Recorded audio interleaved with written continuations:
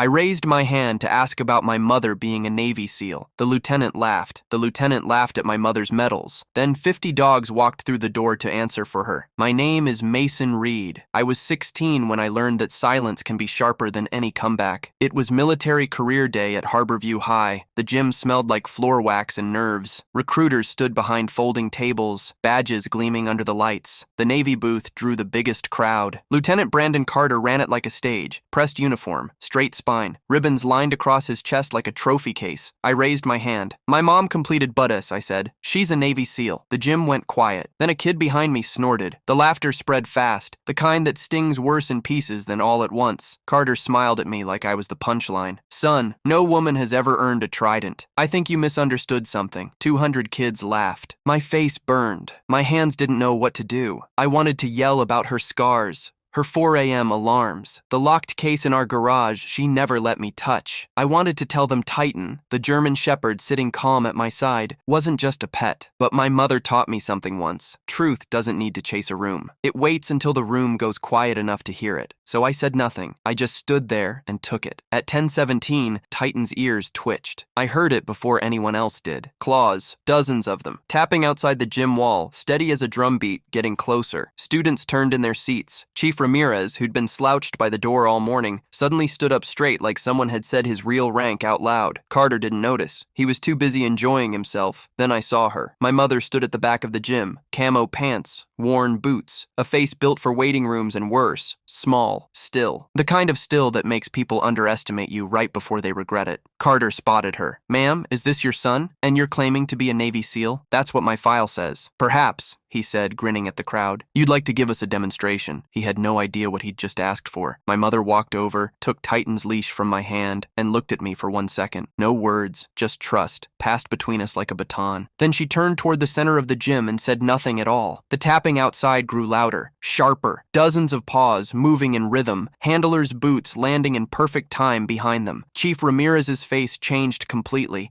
like he'd just heard a code word he was never supposed to hear inside a high school gym. Carter finally turned toward the doors. His smile started to slip. A teacher near the bleachers whispered, "What is that sound?" Nobody answered her. The whole gym had gone still. 200 kids leaning forward without knowing why. The way people lean toward a storm they can't see yet but can already feel in their chest. My mother didn't blink. She didn't check her watch or glance at Carter for permission. She just stood there, spine straight, jaw set, like she'd rehearsed this exact silence 1,000 times in rooms far more dangerous than a high school gym. The gym doors groaned open, one panel and then the other, flooding the floor with hallway light. 50 military working dogs stood outside in perfect rows, silent, coiled, waiting on something only they could hear. And when the first dog crossed the threshold, its eyes found my mother and locked there, ignoring every single person between them, including the man in the pressed uniform who'd just called her a liar in front of 200 kids. Carter's mouth opened. Nothing came out, because everyone in that gym understood the same thing at the same moment. Those dogs weren't waiting on his command. They were waiting on hers. I'd been living with my mother in 3 different towns by the time I turned 14, and I'd stopped asking why. Bremerton for a year, then Norfolk for 8 months, then Harborview, a town so small it had 1 stoplight, and a Piggly Wiggly that closed at 8. Each move came with a cardboard box of things I wasn't allowed to touch, and a story that never quite added up. Officially, my mother, Sarah Reed, was a logistics contractor for the Department of the Navy. That's what she told my school counselor. That's what she told our landlord. That's what she told me for years, until I stopped being a kid who believed everything and started being a kid who noticed things. She ran 6 miles before sunrise every day, rain or heat, and she ran them like something was chasing her. She could field strip a jammed garbage disposal blindfolded but flinched at fireworks. She slept 4 hours a night and always faced the door. And in the garage, bolted to the concrete floor, sat a black Pelican case with a combination lock she checked twice before bed, like other moms checked the stove. Titan came into our lives when I was 13, already fully grown, already trained within an inch of his life. My mother said he was a rescue from a program that didn't work out. I believed her the way you believe things you want to be true. Titan didn't act like a family dog. He acted like backup. There was no father in the picture to fill in the blanks. My dad, Danny, had been a Marine reservist who died in a car accident on I-95 when I was 4. A fact I only knew because my mother kept a single photo of him on her nightstand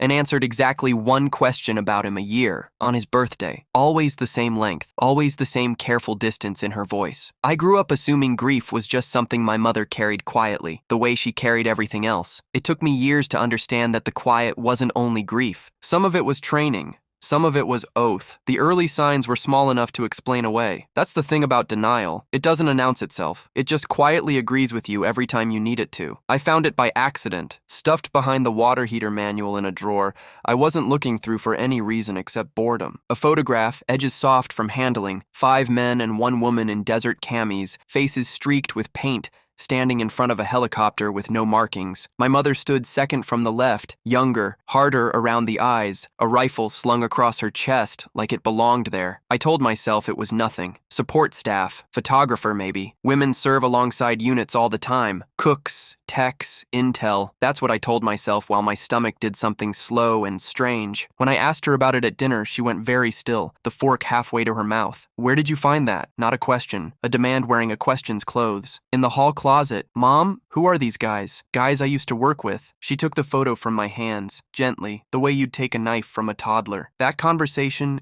is for another day. Another day became her answer for 2 years. My hands weren't shaking yet. That would come later. But something in my chest had already started keeping score. He showed up at 11 p.m. on a Tuesday in March. A broad-shouldered man with a gray buzz cut and a tattoo of a trident peeking out from under his sleeve. He didn't knock like a stranger. He knocked like someone who already knew the house. I came downstairs in socked feet and found him at our kitchen table, drinking coffee my mother had made without being asked. Like this was a routine older than me. You must be Mason, he said, standing to shake my hand with a grip that made my knuckles ache. Senior Chief Raymond Ibarra, your mom and I go back. Ray was my swim buddy, my mother said, in a tone I'd never heard her use. Lighter, younger. Chief here saved my life in Kandahar, Ray said, nodding at her. Twice, actually, if we're being honest. And we should be honest with the kid eventually, Sarah. My mother's face closed like a door. Ray, I'm just saying. I told myself Ray was exaggerating, the way old military guys do, swapping war stories the way other men swap fishing tales. I told myself Chief was some private joke, but my hands remembered that grip long after he left, and something cold sat in my stomach that wouldn't leave with him. I confronted her the next morning. Chief of what, Mom? Eat your eggs, Mason. Junior year, a kid named Tyler Dell, whose father had done 2 tours as an Army Ranger and never let anyone forget it,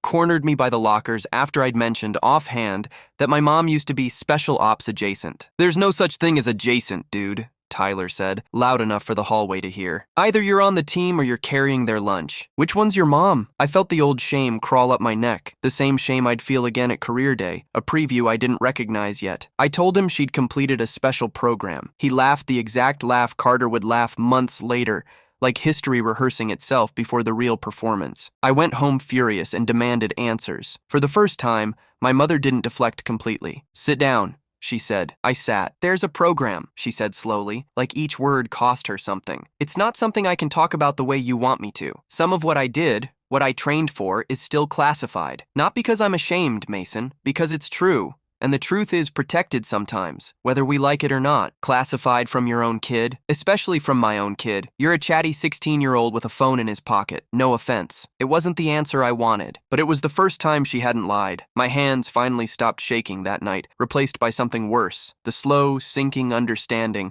that whatever she was protecting me from wasn't a secret from embarrassment. It was a secret with weight. I tried once to fix things the easy way, the way a 16-year-old fixes anything, which is badly. I printed out an old news article about the Navy opening bud screening to women in 2021 and left it on the kitchen table, like evidence in a case I hadn't been asked to build. My mother found it before dinner, read it standing up, and set it down without a word. She didn't yell. She didn't confirm it either. She just refilled her coffee and asked me to set the table, and I understood, the way you understand a door closing softly instead of slamming, that some proof wasn't mine to force into daylight. Not yet. I found the second piece of proof 4 months before career day, and this time I wasn't looking by accident. I went looking, teenage stubbornness finally outweighing whatever respect had kept me out of that Pelican case for 2 years. The combination wasn't hard. It was my birthday, run backward. She'd told me once, joking, that she'd never trust a lock a determined 16-year-old couldn't eventually solve. I don't think she meant it as a dare, but I took it as one. Inside, a manila folder, half its contents blacked out in thick redaction bars. The kind you see in movies about government cover-ups, except this one had my mother's name typed at the top. Naval Special Warfare Group 3. A line about K-9 Tactical Integration Pilot Program. A line about first female candidate to complete basic underwater demolition SEAL training, Class 341. Most of the rest was ink. My hands actually shook then, not metaphor. Real, physical, embarrassing shaking, papers rattling against each other as I read the same 3 lines 4 times, trying to make them mean something smaller than what they meant. She caught me on the garage floor, folder open across my knees, headlights from her truck sweeping the wall before she even cut the engine. She didn't yell. She just sat down next to me on the cold concrete, took the folder gently and closed it. You weren't supposed to see that yet. Yet? She didn't yell. She just sat down next to me on the cold concrete, took the folder gently and closed it. You weren't supposed to see that yet. Yet? Mom, this says you're a SEAL.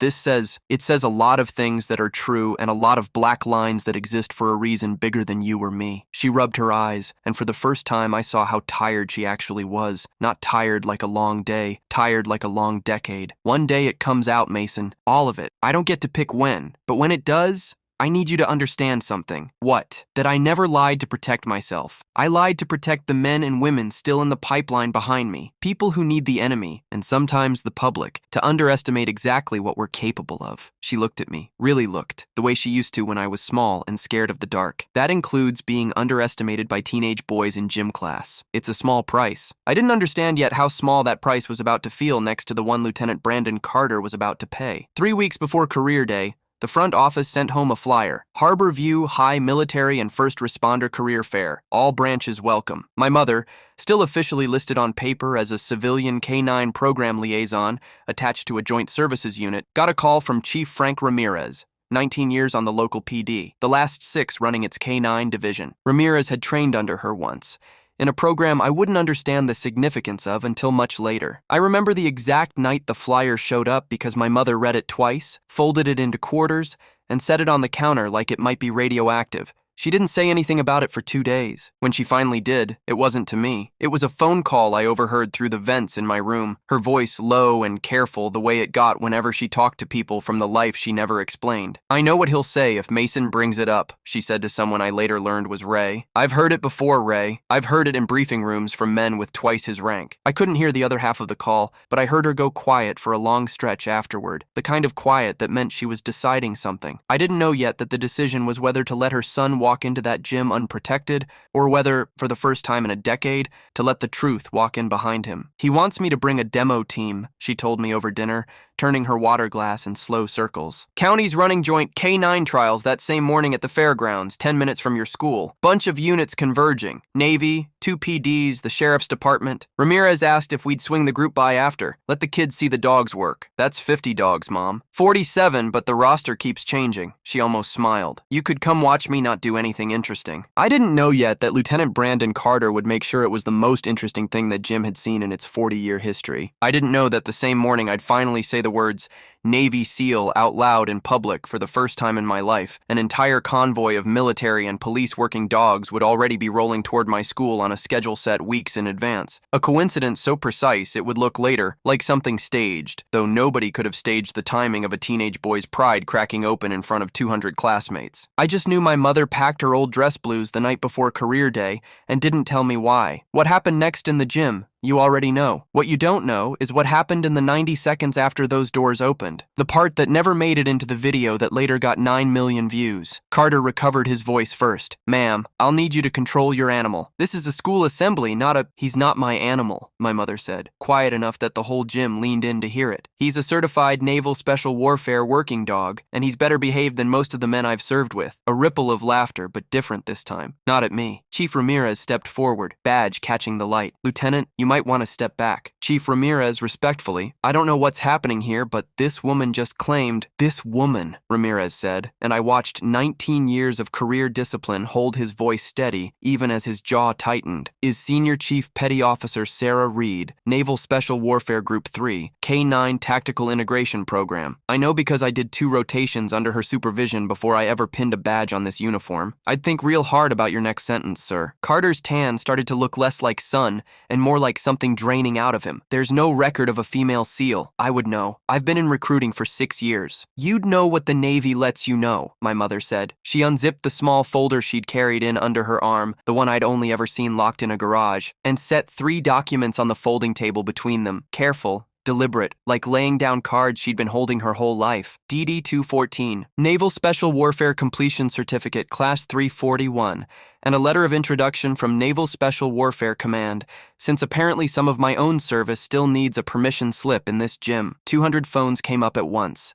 By 3 p.m. that day, Principal Diane Whitfield, 19 years in education administration, and exactly 0 hours of training for what had just happened in her gymnasium, was fielding calls from the district superintendent, 2 local news stations, and, improbably, Naval Special Warfare Command's public affairs office, all before the final bell rang. "I've run this school for 11 years. Whitfield told me later, sitting across from my mother and me in an office that smelled like burnt coffee. "I have never once had to call the Pentagon." She hadn't called the Pentagon. She'd called Commander Elena Voss, a 22-year Navy public affairs officer stationed out of Naval Base Coronado, whose job for the next 72 hours became explaining, on the record, exactly how much of what my mother said was true. "All of it," Commander Voss told the first reporter who called, a local anchor named Priya Nair from KVEW, who'd gotten a tip from a student's viral post before lunch period even ended. Senior Chief Reed's completion of basic underwater demolition SEAL training was part of a limited integration pilot approved at the highest levels. Her file remained classified for operational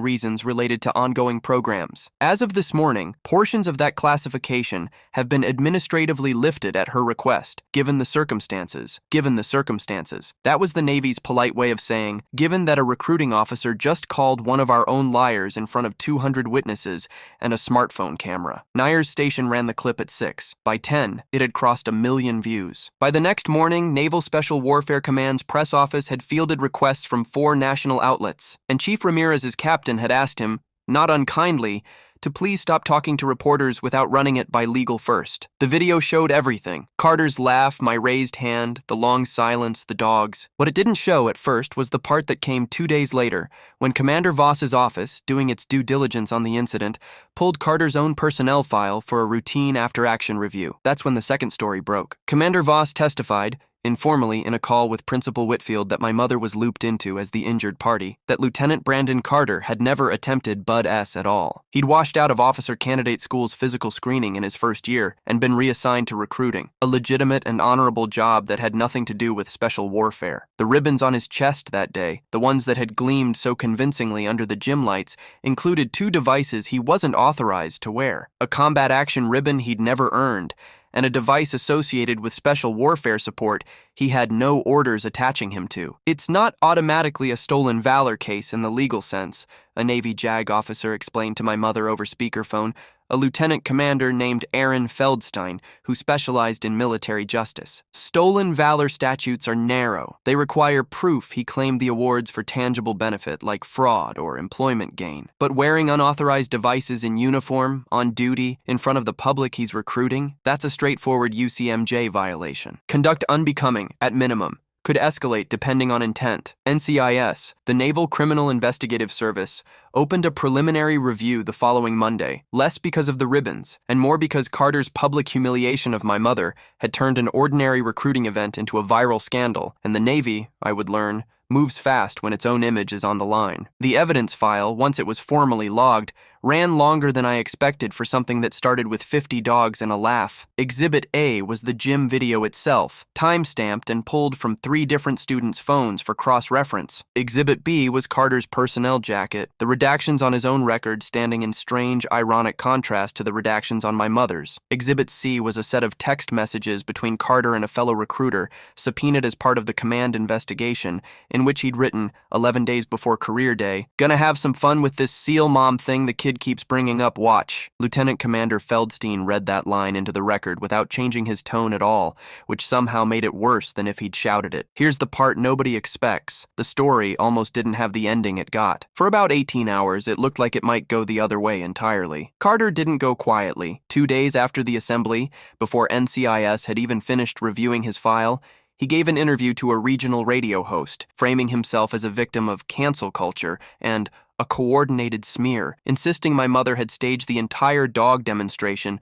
to embarrass him and that her records were conveniently classified in a way that was impossible to verify. That interview aired the same afternoon a district school board meeting was scheduled, a meeting where Principal Whitfield would have to explain publicly why a Navy recruiter had humiliated a student in her gym, and where, we learned only that morning, Carter's regional commanding officer, Captain Diane Osei, would also be present to determine whether the Navy owed the school and my family a formal apology, or whether Carter's version apparently had some traction upstairs, the incident would be characterized as a misunderstanding on all sides. We had less than 24 hours to get Commander Voss's findings into that room before the narrative solidified into something ugly and equal-sided, something that would let Carter keep his ribbons, his job, and his story. My mother didn't sleep that night. I heard her in the kitchen at 2 a.m., in voice low on the phone with Commander Voss, then with Ramirez, then with Lieutenant Commander Feldstein, building, I understood only later, an actual case file, the way she must have built target packages a decade earlier. My hands wouldn't stop shaking as I stood in the hallway listening, not from fear this time, from the terrible electric feeling of watching someone I loved fight a battle I couldn't fight for her. "They want to call it a misunderstanding," she said into the phone, her voice flat in the way I now recognized as the sound of her holding something back. "I need Feldstein's memo and Voss's confirmation in that room by 9 a.m., or Carter walks out of this with his ribbons still on." I didn't sleep either. Around 4 a.m., I found her at the kitchen table, papers fanned out in neat rows the way I imagined she once laid out gear before a mission, checklists, timestamps, a legal pad covered in her small, blocky handwriting. She looked up at me like she wanted to send me back to bed and didn't have the energy to pretend she could. "What if they don't believe Feldstein's memo either?" I said. "What if it's not enough? Then we bring more," she said. "You don't stop building the case because you're tired. You build it because you're tired, and it still has to be true tomorrow." At 8:52 a.m., we sat in the front row of a school board meeting, packed with more parents and reporters than I'd ever seen in one room. Captain Osei sat 2 rows back in her service uniform, unreadable. Carter sat at the far table, jaw tight, no longer smiling. My pulse thudded in my ears loud enough that I almost missed the superintendent calling the meeting to order. My stomach had folded into something small and hard. This was it. Tonight or never, the way my mother had said it to Ramirez on the phone. If the board didn't hear the truth clearly, publicly, and now, the story would calcify into he said, she said, forever, and the 90 seconds that had made me proudest of her in my whole life would curdle into something she'd have to keep defending for years. My hands gripped the edge of the folding chair so hard my knuckles went white. 9 minutes. That's all we had before public comment closed and the board moved to a vote. Commander Voss walked in at 8:58, laptop bag over her shoulder, and nodded once at my mother. Just once. It was enough. Commander Voss didn't raise her voice. She didn't need to. She opened her laptop, connected it to the boardroom projector,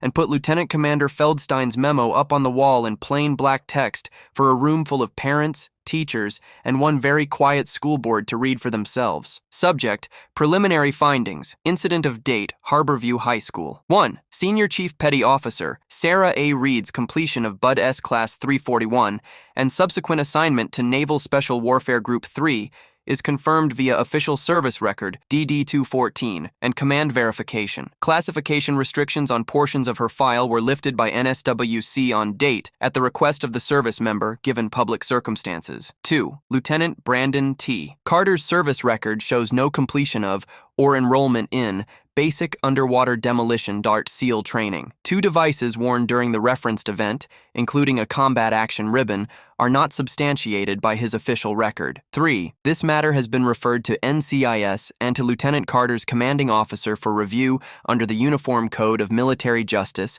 Article 133, Conduct Unbecoming an Officer. You could have heard a pin drop in that room, except pins don't usually drop next to 200 phones filming a man's career quietly ending in real time. Captain Osei stood. She didn't look at Carter. The Navy takes full responsibility for the conduct of its officer at this event, she said. Lieutenant Carter has been relieved of recruiting duties, effective immediately, pending the outcome of this investigation. On behalf of Naval Special Warfare Command, I'd like to formally apologize to Senior Chief Reed and to her son for the treatment they received. I watched Carter's face while she said it. I'd spent months imagining what it would feel like to see him embarrassed the way he'd embarrassed me. I thought it would feel like winning. Instead, it just looked like a man realizing, in real time, that the ground he'd built his whole identity on had never really been there. 3 weeks later, Carter was administratively separated from the Navy. Not court-martialed, Feldstein explained, since the JAG office determined a general discharge better fit the violation, but separated all the same. Career over. 16 years reduced to a paragraph in a file. Local news ran the follow-up. His name, once printed under a recruiting banner, now sat under a headline about wearing unauthorized ribbons. I didn't feel triumphant reading it. I felt something quieter, something closer to relief. My mother's file, meanwhile, got a different kind of headline. Naval Special Warfare confirms its first female graduate of Bud S. served nearly a decade in silence. Reporters wanted the details she still couldn't give. Operational specifics, deployments, names of teammates still active. She gave them the outline instead. 10 years of service, most of it in classified K-9 tactical integration work, a program built to prove women could complete the same pipeline as anyone else, under the same standards, with the results kept quiet so the men and women coming up behind her wouldn't have to carry a media circus into training with them. I didn't do it to be famous, she told Priya Nair in the one full interview she agreed to. I did it so the next woman who tries wouldn't have to prove it in a gymnasium. Chief Ramirez got a promotion review out of it, oddly enough. His captain cited exemplary judgment under public pressure in a memo that made my mother laugh for the first time in weeks. Principal Whitfield rewrote the school's entire visiting speaker policy within a month, adding a line that still makes me smile every time I read the parent handbook. All guest speakers representing military or professional credentials must be prepared to have those credentials respected, not mocked, regardless of the speaker's assumptions about the audience. None of it undid the 90 seconds in that gym. I want to be honest about that, because the internet loves a clean ending, and this one wasn't entirely clean. My mother still has nights where she doesn't sleep, where I hear her walking the hallway at 2 a.m., the way she used to before any of this happened, like some part of her is still standing watch over a door nobody else can see. Some scars don't close just because the story ends well. She told me that herself once, sitting on the back porch with a coffee gone cold in her hands. Winning doesn't erase what it cost to win, she said. It just means the cost finally meant something. I think about that a lot. I think about it more than I think about the video, even though the video is the reason strangers still recognize her at the grocery store sometimes. The reason a stranger in Ohio sent her a letter that just said, "Thank you for making my daughter believe her file will speak for her one day." My mother keeps that letter in the Pelican case now, next to the folder with my name written where hers used to be blacked out. Titan is retired now mostly. He still comes to school with my mother twice a year for career day, minus the other 49 dogs, minus the ambush, minus the audience holding its breath. He sleeps by the garage most afternoons, next to a Pelican case that isn't locked anymore. My mother wears her dress blues to one event a year, the Naval Special Warfare Command's outreach program for young women considering military service, a program that exists now, officially, with her name attached to it as a mentor. She still won't tell me most of what happened between 2013 and 2020. Some of it, she says, will stay classified longer than either of us will be alive. I've stopped needing all of it. I got the part that mattered. Last month, a freshman named Ava Torres raised her hand in that same gym during that same assembly and asked a recruiter, a different one this time, a woman, Petty Officer 2nd Class Renee Kowalski, what it actually takes to get through Budus as a woman. Kowalski smiled and pointed at the back of the room, where my mother stood in civilian clothes, arms crossed, saying nothing at all. "Ask her," Kowalski said. "She wrote the manual." Nobody laughed this time. They didn't need dogs to believe her. If you made it this far, you've earned it. Hit like and remember, the loudest person in the room is rarely the one telling the truth.